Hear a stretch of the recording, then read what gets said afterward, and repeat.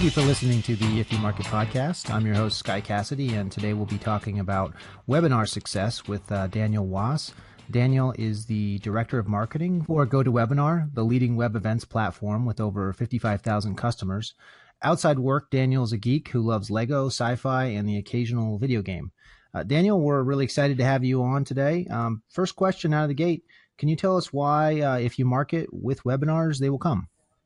Well, thanks for having me, Sky. I'm equally excited to be here. So I think the number one reason why when you market with webinars, people come is that you can be engaging and live and in person in a way that is kind of rare in B2B. If you think of the other things that we do to market our B2B business, it's the website and it's collateral.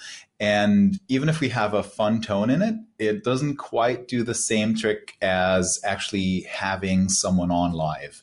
And so in that sense, right, you've got podcasts, you've got video, but what I like about webinars is that they have this live feedback component where you've got the audience with you and you can engage and interact with them right then and there. And that just drives engagement. And I think that gives you a better chance to convert people into business or into whatever your call to action is. Right. So I guess, and I'm going to be a little tough on you probably, and at the same time in love with your guys' new product there. The whole reason, I reached out to you to be on the podcast because I came across your guys' GoToStage product and just really loved it, even though I've kind of shunned webinars in the recent years, just from bad experiences. But so I think I'm going to be tough on you on webinars in general, and then at the same time, a little bit in love with your guys' product and with what you can do with webinars. So this should be exciting. I guess webinars are a bit like a podcast that have visuals and have a live audience to an extent. So they can go very well, but they can also go terribly wrong, which is kind of why I fled them in the past. Yeah, I think, and you're not alone in this, right? Like, so you're not the only person that thinks of webinar as something that can be dry, right? And that can be boring. And if you look at my LinkedIn tagline is ridding the world of boring webinars, right? And so that's really what we're about, because I don't think I definitely know they don't have to be boring, and we want to teach people on how to do them better and how to make them engaging.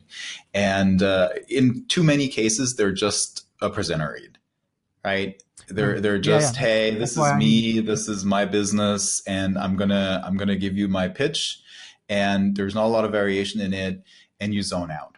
Right. But not only I'm going to give you my pitch, but the reason we started doing a podcast instead of webinars and do it in this kind of live, unscripted style is let me give you my pitch, and I'm going to read it off paper for the first time here for the webinar for you guys to listen to in all of its glory. And people they can't read punctuation properly. They don't stutter properly. It just, I tell people, if you're going to do that, you might as well just type it into Word and hit the read function and let Stephen Hawking read it at least. Yeah. So, and I think the script read, to your point, right? Like that's one of the things that makes it unengaging. And so we never have a script. We always do it live, and we think of it more like a show than a webinar. And I've done a ton of webinars recently just about those topics, how to engage on a webinar. And, I'm bringing pictures on from David Hasselhoff because I'm a German and I like the Hoff. As you probably know, all Germans can sing the songs that the Hoff has recorded. I'm not going to do that here, although that might be fun. Maybe off air. We'll get a couple from you. But you can totally make these things fun. Just leading up to this, right, we chatted about Viking helmets, right? So my last webinar, I came on with a Viking helmet. Why? Because I was trying to make a point. And the point was, hey, we've added 12 million viewers, 12 million people watching webinars and GoToWebinar just last year. So there's 12 million more people watching webinars. And that happens to be the size of Sweden. And so okay, let me don a Viking helmet as we're on the webinar, as I'm on video. And again, so that's just one example of we're trying to lighten it up and make it feel more like a show and less like a presenter read. Right, less like something that you really don't want to be there for. Exactly. Yeah, so I guess we had a somebody on the show in a past episode that did email content, and I'd always been a huge fan of very short email content because I felt the longer it gets, the more it turns into, again, something you don't want to read. And she was pushing much longer content, and I was listening to, I think, a webinar that she was on, ironically, and she convinced me that you don't need to have short content. You just need to have not boring content. And I guess webinars are very much the same in that they don't have to be boring. You can do good webinars. You just have to actually do good webinars. They're long form naturally, but people have to really try to make them not boring, maybe almost more than they try to insert all the content. I think people spend a lot of time prepping it and putting it together as a presentation, and then they forget about the actual presentation part of it. Yeah, one thing, so I've got my own term for how I think about it, and that term is actionable insights per minute. So that's when I put the content together for the webinar, that's how I think about it. How can I maximize the actionable insights per minute? Because that's what people came for, and they're willing to go really deep with you. I think that's where, a podcast and a webinar are relatively similar. People are looking for this deep, rich information. And yeah, we all heard about the, 8-second attention span. It's like Dory in the movie, right? You've got short-term memory loss. But the reality is, on average, people stay on a webinar for 61 minutes. And again, that's just the average, right? So 61 minutes that people spend with you. And where else do you have an opportunity to spend 61 minutes with a customer or a prospect and actually have them listen to you? And so... Right. 61 minutes, though, if you aren't terribly boring. Yeah, so exactly. But given that that's the average, so that also includes the people that bore out early. So how can you keep them engaged? And the way to keep them engaged is have high insights and then pull them into the event, right? Like make use of the engagement features that you have. So Q&A, icebreakers, polls, like whenever you get the attendees on the other side to lean in and do something and participate, take an action, you increase the chance that they're going to stick with you to the end, and you also increase the chance that you're converting them into whatever it is that you're trying to accomplish. Right. One of the reasons I love doing a podcast is because I get to talk to you and interact with you and all the guests one-on-one, and I find that an amazing experience. So I guess, the more you can make a webinar like that for all the audience, the more they're going to want to interact. I hope after this might be the last podcast, people, we might convert over to webinars after it. Nice. Daniel might completely convert me here. Well, one thing that's funny is, in a podcast, right? And usually you'll have two people talking, right? And it'll be a back and forth. And so that's how we try to structure some of our webinars too. That's another way to break up that monotonous presenter read, right? You go with and you have two people, you have an interaction, you have some fun with it. I think that's important too, right? To just not take yourself too seriously. Because this is your opportunity to have your personality shine through. You might have, you might be selling the most boring widgets in the world in a B2B sense, but you can still have personality. And this is your opportunity to bring that out. Dollar Shave Club. Razors are not exciting at all, but you don't have to be boring still with your commercials. Like, there's so many interesting commercials where you say, oh, the product is not, our product, we sell data. That's really, really, really not exciting. We understand that. That's why, we don't talk about data all day. We have people like you on. We talk about more interesting things for people to listen to. Yeah, you can still be interesting even if your product isn't inherently interesting, I guess. Yeah, data is a good example, right? So data allows you to tell stories, right? And so if one thing that people do wrong is like make these terrible slides that have a ton of stuff on them, right? So think of someone who wants to present out survey information, right? And it just like they present this ginormous table and your eyes glaze over and you zone out because you're unsure what you want to focus on or what you should focus on. But at the same time, you can tell a story out of that data. So taking that Viking example again, right? Like I could have said, I could have brought up a table, and that table could have had, hey, here's how many people we added since last year, and here's the percent increase. But instead, I chose to show a picture of Sweden and me in a Viking helmet, right? So I think that kind of proves that point. I mean, I guess you kind of have to act like you're, back to the short attention span thing, like you're teaching, world history to middle schoolers.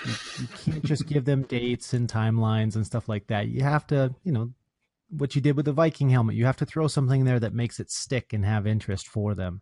Even, I mean, we're adults talking to adults, but we don't want to consume really dry, boring stuff. And we've all seen incredibly boring content and very good content, and it's just a world of difference.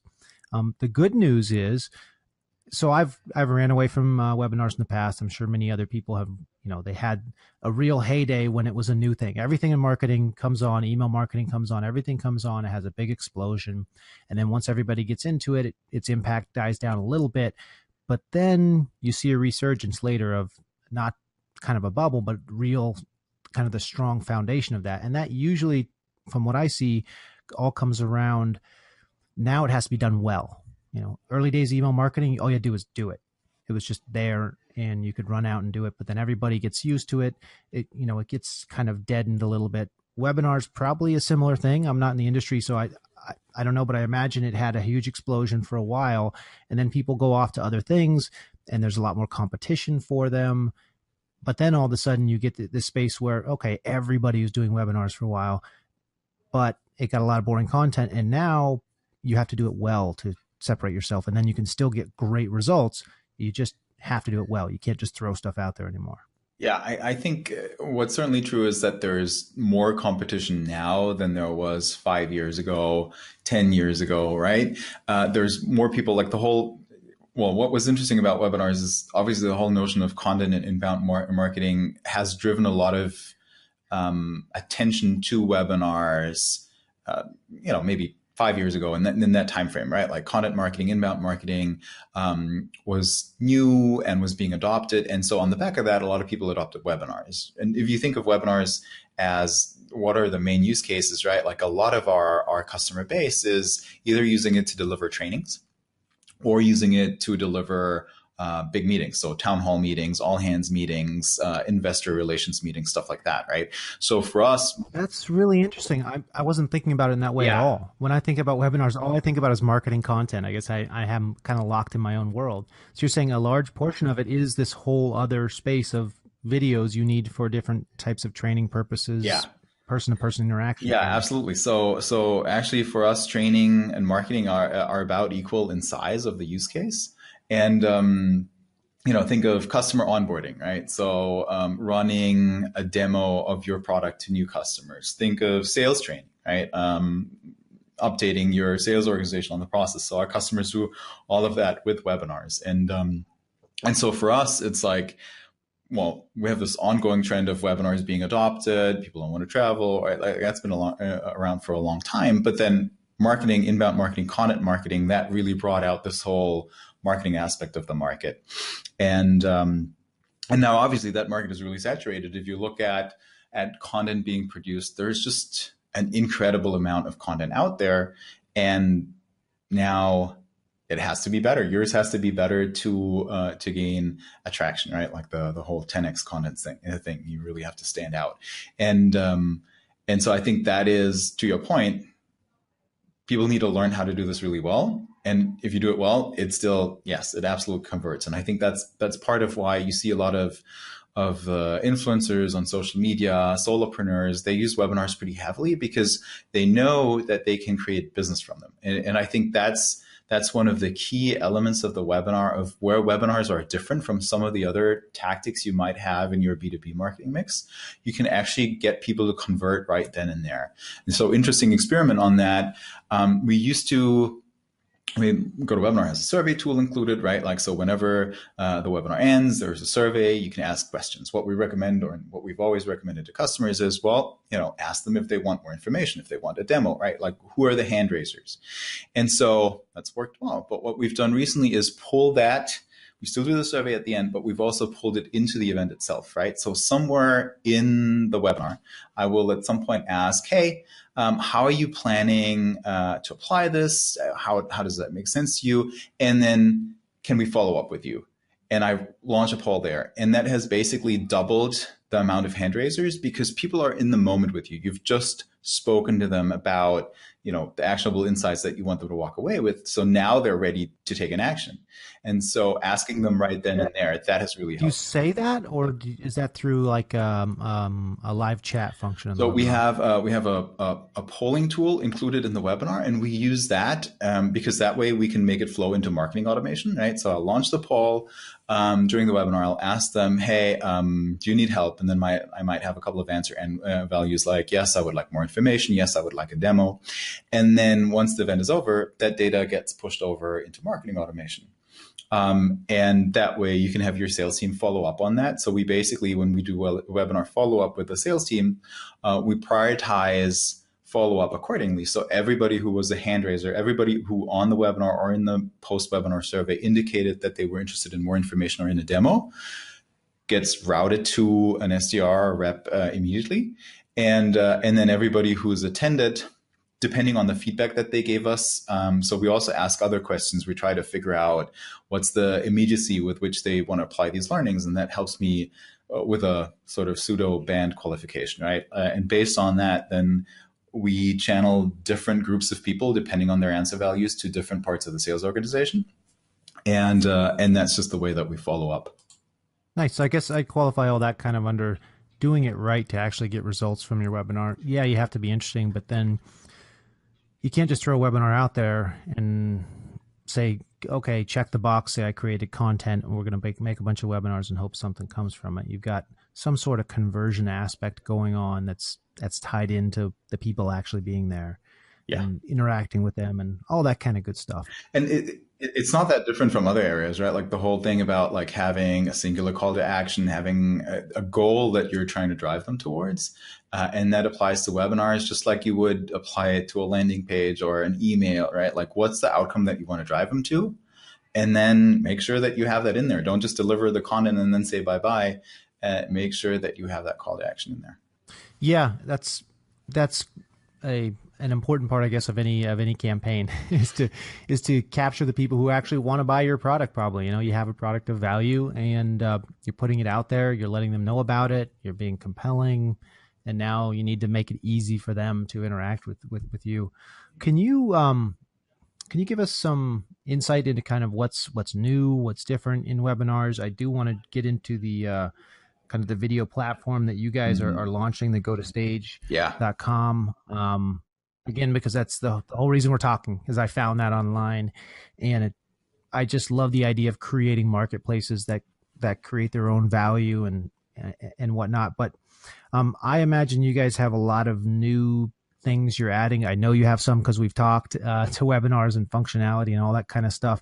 So, I want to pick your brain so all the listeners can hear, your tips on how to make a good webinar, how to carry through with it, but also what's new in webinars? Yeah. So glad you asked. So one thing, and it kind of relates to the story that you had at the beginning, right? So I used to be the head of demand generation for the GoTo businesses in Europe, and my team did all these webinars. And they were doing about 100 webinars a quarter in 3 different languages: German, French, and English. And they drove good results, right? Like we tried to do it right. We had a lot of leads that we sent to the sales organization. They got qualified. They turned into business. Everybody was kind of happy. But my team was in this hamster wheel of creating content over and over and over again. And so I was wondering, hey, what can we change about that? And that's actually what brought me to the US. So a little over 3 years ago, I moved to the US because I felt that we should have a better way to use the content that we've produced and do more with it. Have it generate demand for us long after the live event is over, because we've put all this work in, right? And you put good content together. You found an exciting speaker, an exciting topic. You put a lot of time and effort into this, and then you deliver it, and then the return is done, right? So how can you get that return to last? You moved to the U.S. just to help people make better webinars. Basically, and 50% for the You wanted to beaches. solve the problem so much that you moved to the U.S. and to meet David Hasselhoff. But besides that, Yes, exactly. So the other part is so the GoToWebinar is located in Santa Barbara. So having been to Santa Barbara before I moved over, the beach was another another part of the package. But the other half of it, how many people that you know in Germany were? I mean, how long were they bothering you about Hasselhoff? uh, Are your friends still bothering you? Can you get a picture? Can you?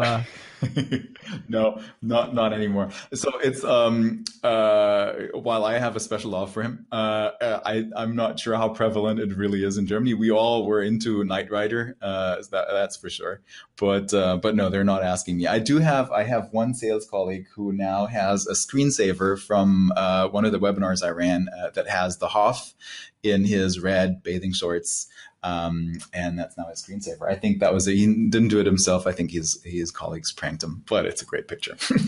Anyway, I only went to the Hoff because you brought him up first. So anyway, back to you moved to the U.S. You kind of wanted to, I think, you said a little more longevity for the content you were creating. So my point was, great, you're producing this content. This is now a recording because GoToWebinar automatically records everything in the cloud. It turns into an MP4 file. So great. What do you do with that content? And the reality is, when we look at our customers, what they do today is, number one, they put it on their website in their resource center, right? So you've got it sitting in your resource center and it sits 3 layers down in the navigation. And only the people that come to your website will ever find it. And then they really will only find it if they dig center. And it's not going to get any links because it sits so far down in the navigation.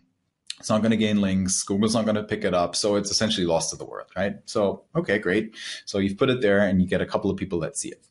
Then they post it to social. But on social, you get a like here and maybe you get a retweet and you get a couple of shares and then that's it. And so it doesn't drive a lot of results. And then they post it to YouTube, or as I like to call it, the place where good content goes to die. And on YouTube, a couple of weeks later, you're like, okay, so this thing now has 28 views because YouTube isn't optimized for this like long form B2B content. If you think of our customers, my favorite customer example is a guy who his business is educating CPAs about reverse mortgages, right? And so obviously that's a super niche business. It's very, very specific. If you post that to YouTube, nobody's going to care. Right. And so it's going to go viral, big time viral. And so a couple of weeks later, you've got this handful of views and you go to your sales team and you say like, guys, I posted this video. Great. We've got 28 views and your sales reps are, well, great. So who viewed it? I want to reach out. And your answer, well, I don't know. Right. So, so today the mechanics that people have for sharing out the content that they've worked 2 weeks, 3 weeks, 4 weeks to produce are really poor. And so one thing that we wanted to create was this on-demand platform, an on-demand video platform just optimized for B2B. And that is new to GoToWebinar, and that's called GoToStage. And it comes included with the GoToWebinar subscription. So every GoToWebinar customer already has it today. So if you're a customer, great, check it out. And then currently it's still in beta, even though it is fully functional for all customers. But in the second half of the year, we're going to make this publicly available to anyone. So you won't need a GoToWebinar account. You can just go there and upload video to it. So it's a little ways away. But then it doesn't matter how you've recorded your video, if you've been on a different platform or if you, recorded a live event with a video camera, you can upload your MP4s to the platform. And that the whole point of that is giving your content an extra life. And what's different from being on your website is we've got the public portal. GoToWebinar has 60 million people that watch webinars on GoToWebinar every year. And when we ask them, hey, why did you sign up for this webinar? 26% of people say, well, I signed up because I want to watch it on demand. I don't actually want to be there for the live webinar. So we know out of those 60 million, there's 12 million people in our audience, 12 million people that the only reason they signed up is because they want to watch on demand. They want to do this on their own time. They don't want to be tied to that one spot where it's shown live. And that is what the platform delivers on, right? Like everybody can watch that on-demand content at any point in time on their own time. That's perfect. And I want to add to it. And what excites me about it is just the general concept of marketplaces. When we're looking at content and like you said, how can you make more use of this? It's just a marketplace throughout history, marketplaces are great things. People bring products together. They have gravity. When everybody groups together in a marketplace, knowing their competition is going to be there because they know the marketplace has gravity and the best products will win out, and that gravity will attract the visitors. Imagine you are trying to, follow Twitter, except for there was no Twitter. It's like, it's the marketplace for people putting out all these ideas and thoughts and also terrible things. But then you'd have to just try to search the web for people's random comments in all different places. Like, the reason I think these things become popular because they start to create gravity, and then gravity pulls people to it. That's what it does. So when I saw this site, what excited me about it was, oh, this is a marketplace. And it's not the only marketplace on the web, but basically everything you look for on the internet. I remember the pre-search engine days. If you don't have the search engine, is basically it's a marketplace for whatever you're looking for in general. But when you're looking for specific stuff, to be able to go to a marketplace that has a lot of that, where you can compare side to side. You go somewhere, you find one of something, you have no idea. One of the things I was so excited about this marketplace was, great, now I don't have to watch bad webinars because I can just look at the ones that have good reviews. Exactly. I'm not going to watch anything that's below a certain rating. And I think I asked you, I said, can you do a separate rating for how boring it is? Because I only want to watch ones that aren't boring. I've got a problem watching like drab, dull content. So that's what excited me, just the marketplace aspect of it. The fact that I know we can put our content on there and it has gravity that's going to pull. And if our content's good, more people that are looking for that are going to see it. And then that, and it sounds like I'm doing an infomercial pitch here almost. I hope it doesn't. But then also it provides value to the visitors. You go to a marketplace and you can choose from all the spices, not just going to one store out in the middle of nowhere and you get what you're going to get. Tough luck. It's that kind of thing. Just the general concept working for everyone excites me. Yeah, I'm really glad you did, and you reached out, and I'm obviously happy, right? Like everybody, it's if it's your baby, you're always happy if people notice it, right? That's a view, like, right? Like, I think that's all of the people in B2B that geek out on B2B stuff. I think that gets, otherwise, from people that are not in the industry, gets a lot of shrugging. It's like, what do you get? But yeah, I get excited about that stuff too. And I've come from B2C. I'm way more excited about B2B than on B2C, because like, there's so many, and you guys deal with data all the time, but there's so many dials and levers, and it becomes something that you can really orchestrate and play around with and sink yourself into. So that's what I like. That's what I like about B2B. But coming back to that topic of discoverability, right? Because one thing today, how do you learn about a webinar? You learn about a webinar because probably somebody sent you an email invite, or maybe someone forwarded it, or maybe you found it on social, right? But if you, let's go back to our example with reverse mortgages for CPAs. If you Google that today, the first 5 pages of Google are all blog posts, support articles. A lot of it isn't necessarily directly relevant because it's not about CPAs and more about reverse mortgages. So there isn't a lot of video information on this, right? Yet the customer that we have puts on these 60 minutes in-depth topics, and he has a core audience that gets really excited about it. Yet that content today is essentially undiscoverable.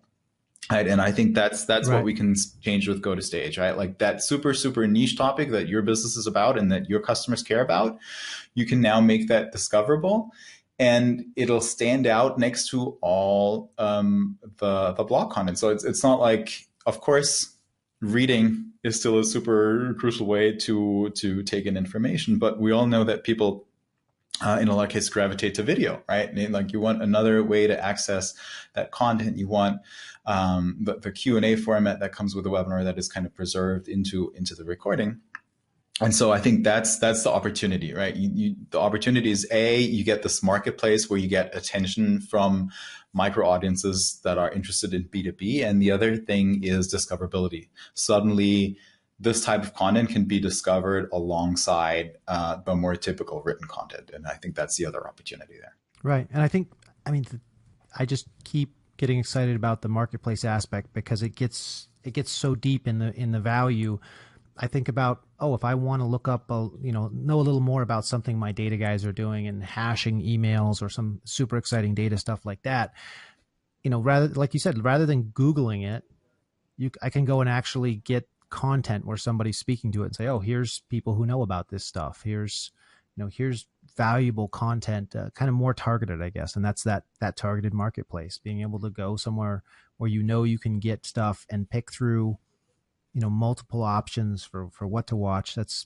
I don't know, it gets me excited. I'll try to stay focused on the topic here, but I just love the market aspect of it.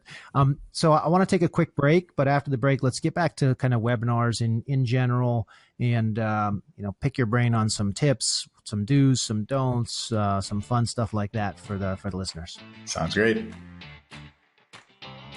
Hey, I'm Adam, the CEO at SiftRock.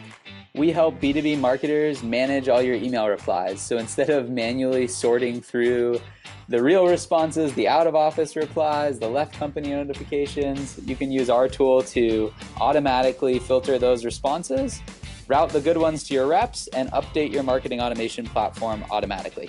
You can find us at siftrock.com. Hi, this is Sky Cassidy, and you're listening to the If You Market podcast. We've got Daniel Waas here with us today, back from break. Daniel, the marketing director at GoToWebinar. We're talking all about webinars, breathing life back into webinars, how to have successful webinars. Daniel, thanks for jumping back here with us, and let's talk about some tips, tricks, do's, don't do's, all that kind of stuff. All right. I'll kick this off with the stuff that I always get asked by the audience, right? So, what's the best day to do a webinar? Well, we've done a ton of analysis. We've actually analyzed over 300,000 webinar sessions to look at what works and what doesn't. And the easy answer is it's Tuesday, Wednesday, Thursday. Tuesday, Wednesday, Thursday. Those are the best days to host webinars, and they're all, like, give or take, they're roughly similar. So if you do it Tuesday, Wednesday, and Thursday, you can't really go far wrong. There's exceptions. So you should always test and learn. So in our case, our organizers, our customers are hosting webinars on Tuesdays, Wednesdays, and Thursdays. So Fridays work well for us. But for as general guidance, right, Tuesday, Wednesday, Thursday. I guess I would imagine on Monday, people are just getting their week set up. They have a lot to do. And then on Friday, they're having to try to cram everything that they didn't get done on Tuesday, Wednesday, Thursday.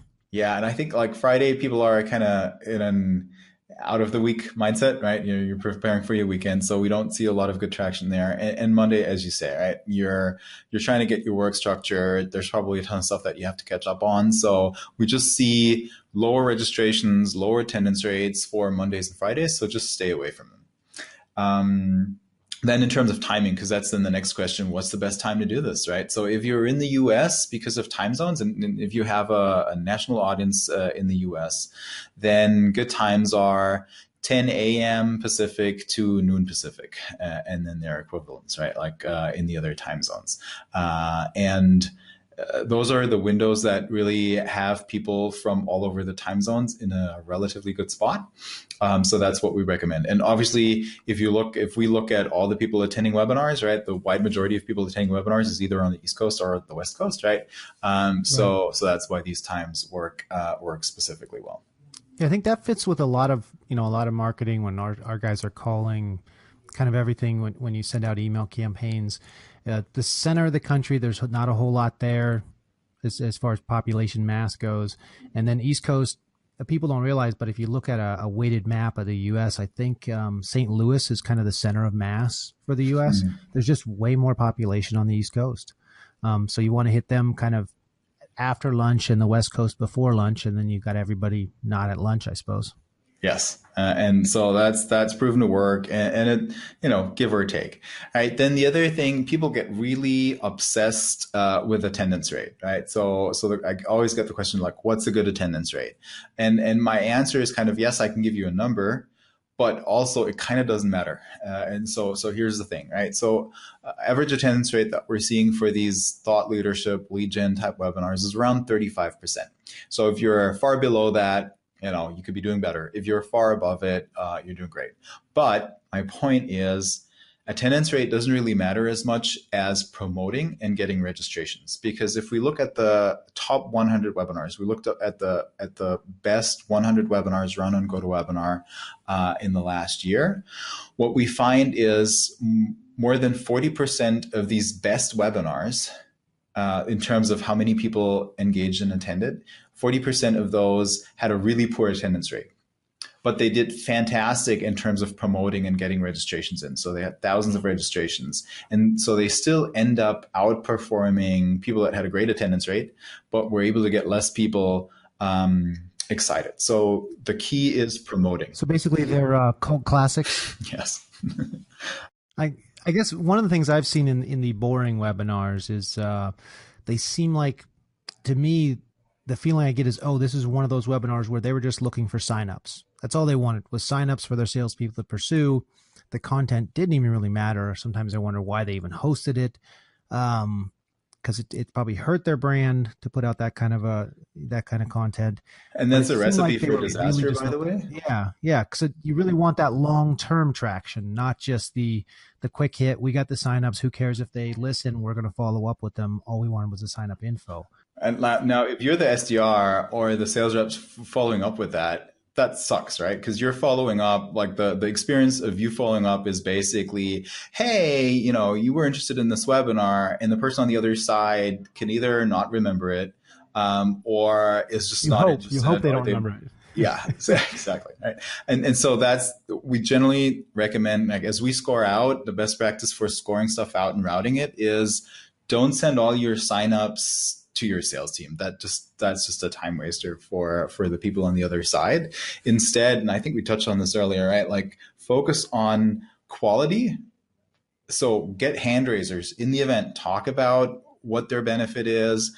And then when they're ready to take an action, poll them, ask them, hey, would you like a demo? Would you like whatever it is that you offer? Would you like a follow-up, a consultation, whatever your call to action is? And then take these people, ask that same question again in the survey, take these people and route them to the sales folks as priority. And then maybe look at everybody who attended. But even for that, use polls and surveys to kind of triage that somewhat and figure out what's higher priority and what's lower priority, and structure your follow-up accordingly, because otherwise you're just wasting your sales team's time. Right, look at it as upstream marketing more than just 100% lead generation. Yeah. I mean, the other bit is it's great to get all the registrants in, and by all means, right, like email them, send them more content, engage with them, but don't use your high paid resources on something that is very far up funnel. Because that's just not going to be cost effective. Right. Look to nurture them and see if you can turn them into a lead, not just immediately have people start attacking them. And then I guess the salespeople also, if you start throwing those at them, then they get the impression of, oh yeah, when I get these webinar leads, like, don't even bother to follow up with them. They're no good. Exactly. You're gonna have trouble getting consistent follow up if you send bad quality in, because of course, right? Like, if I'm the rep, I need to optimize for my quota and for how I spend my time. And I'm going to spend the time on what, from my experience, works. And so if you send them hot leads from the webinar that are actually hand raisers, you will train them on following up with those because they're actually successful with them. And you'll also, you'll save their time, and you'll save yourself time and trouble. We did a webinar at one point in years past, and I remember a sales rep commenting on a lead they got from it and saying, yeah, I called that guy, and he said he just signed up for the webinar to see how it works. And we said, oh, wow, like, that really could have used some further qualification. I guess just handing off every sign up, not the best idea. You get those kind of things, and you can really turn salespeople off. The other thing, because we talked about promotion, right? And I said, hey, attendance rate is not the end all be all. So one thing that we've done and that I see others successfully do is co-marketing. Because one question is always, hey, I have trouble getting people to sign up for the event. There are so many other webinars. People are busy, their calendars, right? Like, all sorts of reasons why you can't get signups. And well, the number one tactic that works to generate signups is email. Right. So we get told over and over again that email is dead, and there's like all these other channels. Everything's dead. Email's dead. Cold calls dead. Webinars are dead. Tactics that are older than 5 years generally dead. So the fact is email still contributes more than 80% of webinar signups, right? And so if you want to get high signups, you need a decent email database. So focus on building your list. And your list is your best way to get people to show up to the webinar. And your webinar then is the way that you convert people that you otherwise have in your list and that you're not going to convert on email. That's how you convert people from the list into actual business, right? So think about list building. And then one pushback that I get for that is, well, we don't have a big list, or we're just starting out with our list. And then the answer to that is co-marketing. So one thing that works really well is partners. And then you don't have to do all the content. You have other experts on there talking as well. We've been partners on webinars where we actually don't speak. All we do is provide data. All we do is provide promotion of the webinar, because we're a data company. I mean, ultimately, if somebody wants to promote to a very large audience, we have access to massive amounts of data.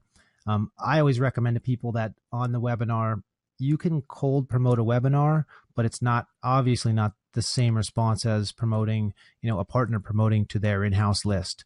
The list of people they know are active, are interested in things, are real, all those kind of great things you want in a database.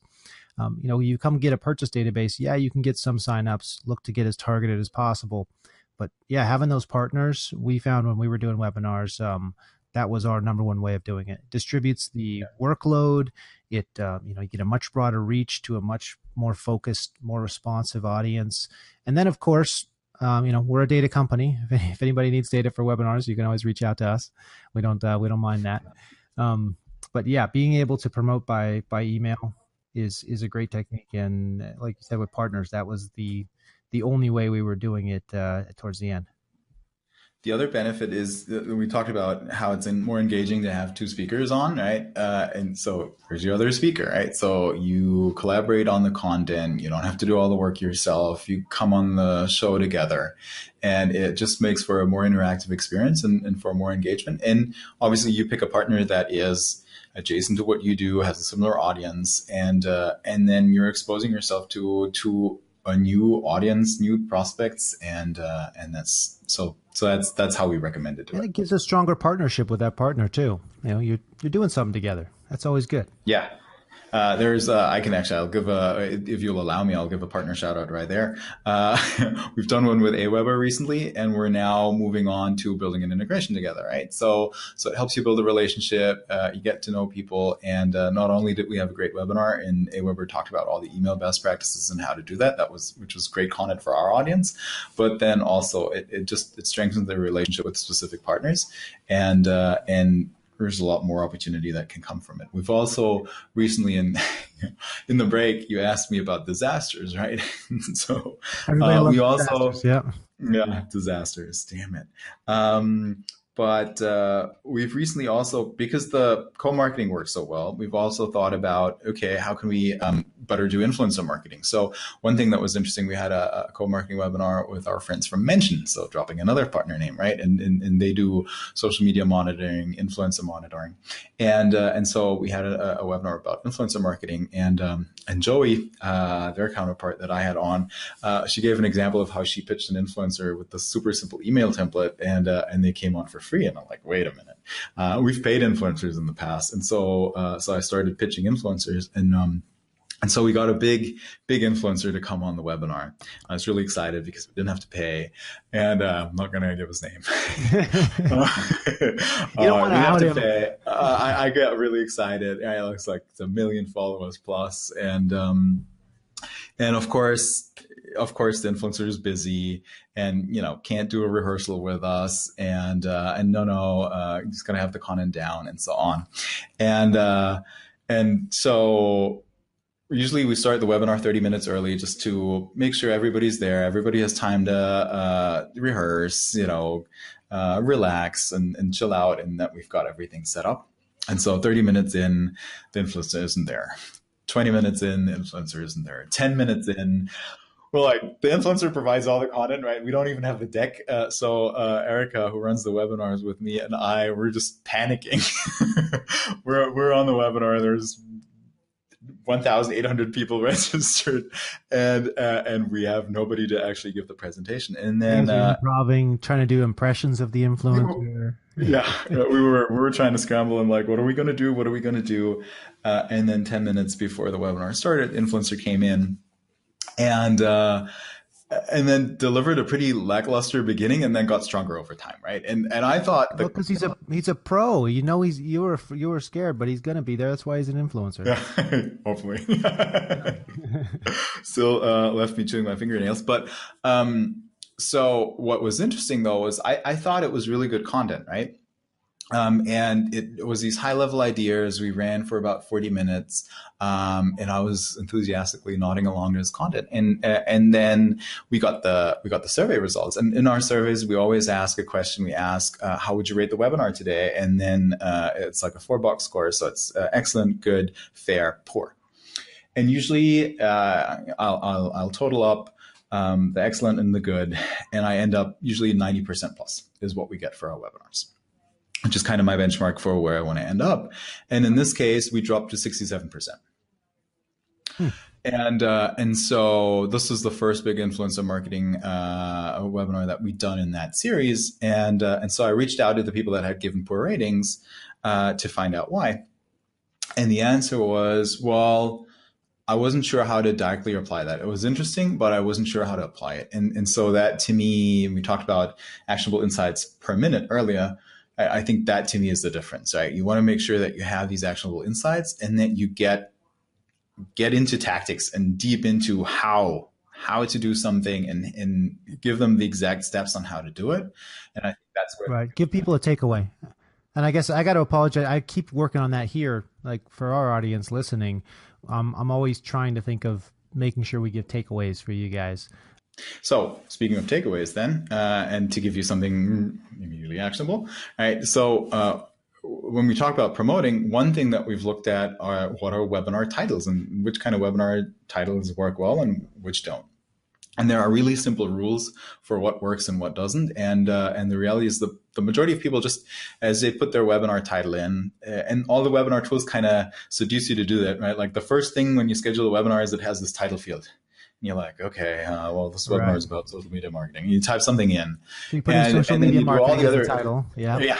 And you do all the other stuff, and you've got a poor title. And that poor title reflects in everything, everywhere where you promote this thing, you're going to have your poor, boring title, and it's not going to attract an audience. So make sure that you name the webinar something exciting, right? And the same formulas that you would apply to a blog post work for a webinar. So lists work really well, right? Like the 17 tips to so-and-so, number 5 will amaze you, or something like that, right? How-to information. So if in doubt, like, take your boring title and add how to at the beginning, right? Yeah, like, I have to admit, I was looking at some of your information before we recorded today, and I saw some of those titles in your guys' webinars and in some of your slide decks, and I was a little ashamed thinking of the titles that we've given to our podcast here in the past. So I will make sure that this episode has a much more compelling title than we usually do, because I never put enough weight on that title, and I know that's what people ultimately, it's the subject line of email. I always think about subject lines of emails. That's what the title is. Absolutely. Same mechanic, right? Like you scroll, podcasting, right? You scroll down that list, and if it doesn't sound interesting, I'm not going to click in, right? And so the same is true for webinar titles. So get your swipe file or Google swipe file, blog swipe file, and just take inspiration from that. Sometimes so I have my own webinar swipe file where I have like all the headlines that I think might work well. And then I'll come up with a topic, and then I'll just try that topic with a couple of title formulas from the swipe file, and I'll come up with an approach. So, so last week we did the biggest webinar myth, right? And so I had this Mythbuster headline in the swipe file, and that actually we were thinking about how can we deliver webinar tips, and then we thought, oh, there's this myth highlight. Okay, let's package it up as myth, and that really worked well. We ended up having all these myths. One of them being that webinars are dead, which we disproved with the Swedish people, right? So. And that was just a fun way to do it. So think about these titles and spend some time on that. Yeah, I guess if the aforementioned Knight Rider had been called a guy in his car as a title, it probably would never have caught on. Yeah, not quite the same thing, right? That might have been the working title, but then they came back and fixed it. So I guess you can put in your title right away, but you got to go back and update that title, make it something more compelling. Yeah. By the way, like I have to stay on the Hoff for a moment. Well, I was at a country concert, so as a German, this was my first ever country music concert. It was in Santa Barbara, and it was Brett Paisley, and so he had some background video, and that was him riding Kit, the Knight Rider's car, and I was so jealous of him. I'm like, man, he got to drive Kit. I want to drive Kit. So I'll add that to my bucket list. So maybe sometime in my life I can. You're in here in Southern California, I'm sure you can find it. One of the things you'll be not as thrilled when you see it. You don't want to meet your heroes. You don't want to meet the kit car maybe because they're never as exciting when you meet them in person. You see the Batmobile and you just see like, oh, there's pieces of Scotch tape holding things together on the dashboard. It's not as glamorous as you think it is in the movie. Yeah, it's always a bit of a letdown. It's better to go with the the movie produced version probably. But it's around somewhere. There's probably half a dozen kit cars floating around the LA area. So that was another tip, the titles. And now earlier I wanted to bring this in earlier, and I forgot about it, but now I just remembered it. So the other bit, because you asked about what's new, right? The other bit is simulated live webinars, so evergreen webinars, right? So that's another way you can just get more return from your events. And what that is essentially you run the live webinar. And then you've got the recording and you schedule that as a simulated live. So that's a feature in GoToWebinar. And what that does is it runs the webinar as if it was live, but you don't have to be there. Right. So a couple of use cases for that. One is you've got this great content and you've got it produced. So for the marketing use case and you promote it once and then it's over. Well, yes, now you can post it to Go to Stage, but you can also schedule it as a simulated live. So I have the webinar that we did on how to be engaging on a webinar. I have that scheduled. It runs every week and it just runs by itself. And so I can keep promoting it. I can keep pushing people to it. And gets a handful of people every week that watch it. And it feels like the live thing, right? Like we've made extra sure that we're not dating it. We have all the polls, so you can participate in the polls, you can ask questions and so on. We pick up the questions in the Q&A all throughout. And then, so we did that in the live webinar. So as people watch that simulated experience, they also hear all the answers that we gave on the live webinar. And then our copy for the Q&A is, hey, if we're not getting to your question today, we're going to get back to you after. And so people go through that. If they have Q&A, it gets sent to me on email and I can follow up on that and pass it on to the sales team. And that's another kind of cool way to take the work that you've already done and give it an extra life. There's another couple of ways that this is cool. So for example, our onboarding team, right, runs the same training every Monday for a different set of customers. And so they go over this thing over and over and over again. And so they also have that scheduled now as a simulated live where they give the full training. People can ask questions, but they don't actually have to be there, right? And so that's another kind of cool tool. Right. It's like syndicating it kind of. I was watching Murder, She Wrote the other night for some random reason and thought, wow, this actually, I can't believe this still holds up. If it's good, you can keep playing it over and over again. I guess, I was thinking about that what do you call it? Simulated live. I'm sorry, I'm botching the name here. Yeah. Yes, that's right. That could also be useful for people who are worried about jumping in and recording a webinar. Yes. Worried about me yelling that it's not interesting enough. You can record it over and over again until you get it right, kind of. You can try being more exciting, crack more jokes, listen to it, edit it, that kind of stuff. Yeah, and then so that's a great point because that's one of the things, right? Like if you're in a business where you're getting tech experts or you're getting an expert on something and you'd have to drag him to the nail to your webinar, right? So we know that's a challenge that a lot of our customers have. Hey, I have this expert and he's really good at whatever it is, right? Something super specific, but they're not great at public speaking. Simulated Live is perfect for them because there's no nerves. You can re-record this 15 times until you feel super comfortable with it, and then it's just going to be played back. By the way, we also have video playback. So right, some people are great live, and some people are good in the studio. So maybe it needs to be produced a little bit more for some. Yeah. So it's great for that. It's also great for time zones. We talked about time zones, right? Let's say you have your audience in the US, but you also have international markets, right? You have the UK and you have Australia and New Zealand. And again, Simulated Live, you record it in the US, you do the live session in the US, and then you just schedule it for playback in the local time zone for the UK and the local time zone for Australia. And you can make sure that you can get people when they're actually awake and